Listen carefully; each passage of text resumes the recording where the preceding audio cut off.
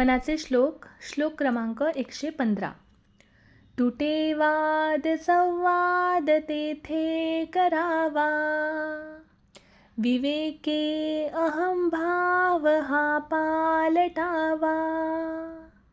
जणी बोलण्यासारिखे आचरावे, क्रिया पालटे भक्ती पंथेची जावे.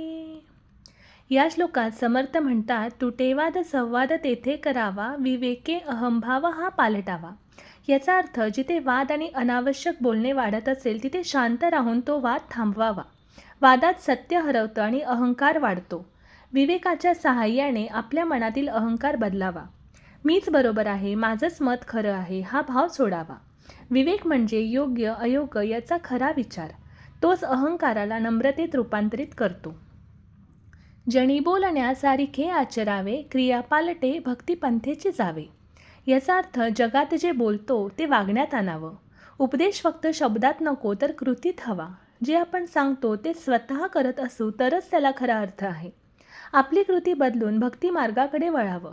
म्हणजे सर्व आचरण हे भगवंताच्या सेवेत, प्रेमात आणि नम्रतेत रूपांतरित करावं.